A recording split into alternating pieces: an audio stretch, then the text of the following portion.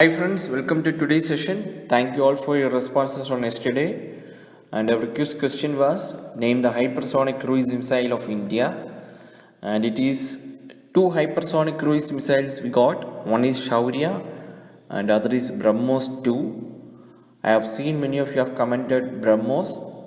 Actually BrahMos is a supersonic missile and BrahMos 2 is hypersonic. So it is Shaurya and BrahMos 2. Let's start today's discussion. First question for the day. In the context of Assisted Reproductive Technology Regulation Bill, consider the following statements. Statement 1. It aims to create a national board to lay down and implement a code of conduct for people working at IVF clinics. And statement 2. It seeks to streamline the cryo-preservation process for sperm, oocytes and embryo. And statement 3. The bill is silent on for those practicing sex selection, sale of human embryos or gametes. And which of the above statements is are correct? Option A 1 and 3 only, option B 1 and 2 only, option C 2 and 3 only, option D 1, 2 and 3. So the correct answer here is option B 1 and 2 only. India is among the countries that have seen highest growth in the number of ART centers. ART is assisted reproductive technology which is used to treat infertility. It includes gamete donation, in vitro fertilization, gestational surrogacy, etc. These are the ART services. And ART, including in vitro fertilization, has given hope to persons suffering from infertility to achieve pregnancy. But it has also brought in many legal, ethical, and social issues.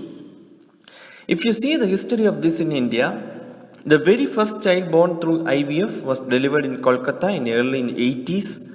And since then, the fertility treatment using ART has undergone many changes.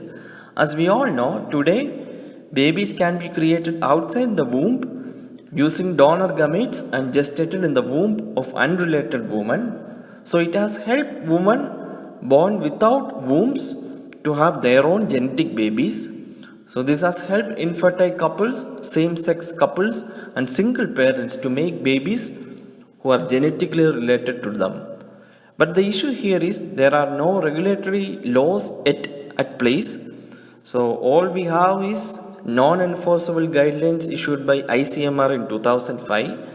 And this has resulted in fertility clinics with no proper equipment and qualified doctors have mushroomed all over the country. Hence the government come up with new bill. And keep in mind that the surrogacy bill passed in 2018 by Lok Sabha is different from ART bill. Now under ART bill, all clinics will have to be properly registered and a national board will lay down code of conduct and mandate minimum standards for laboratory and diagnostic equipments. And it will set up an ART bank to supply gamete donors and surrogate mothers to the clinics or patients. And the bill proposes stringent punishment for sex selection, sale of human gametes and agencies behind such unlawful practices. And it will also make pre-implantation genetic testing of embryo mandatory. This is to avoid any genetic diseases in the population born through these technologies. So that are the major provisions.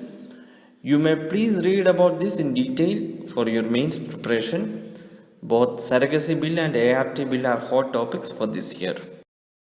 Second question, with reference to recently made changes in Pradhanmantri Fasal Bima Yojana, consider the following statements.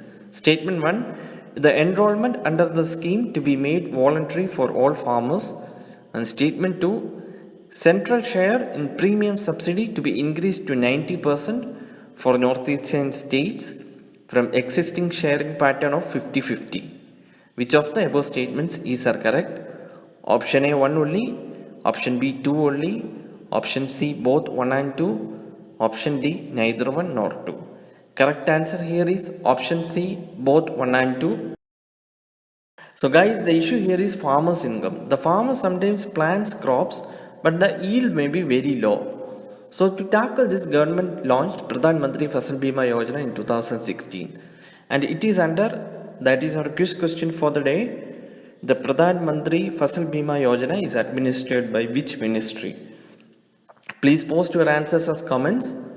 We will continue our discussion. So it provides a comprehensive insurance cover against the failure of the crop.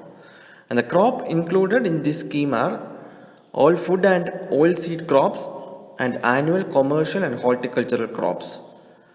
So it is an insurance scheme, so the farmers have to pay premium, and it is 2% to be paid by farmers for all kharif crops and 1.5% for all rabi crops. And in the case of annual commercial and horticultural crops, the premium is 5%. The scheme was compulsory for loanee farmers availing crop loan or Kisan credit card account for notified crops and voluntary for others.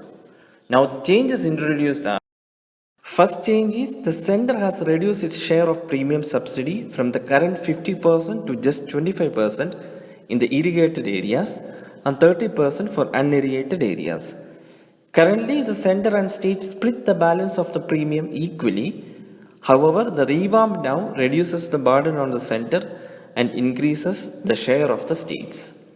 And another change is that the enrollment in the scheme has been made voluntary for all farmers, including those with existing crop loans. Previously, it was made mandatory for all farmers with crop loans to enroll under the scheme. Now it is made voluntary. And the next is compulsory serving time period for insurance firm.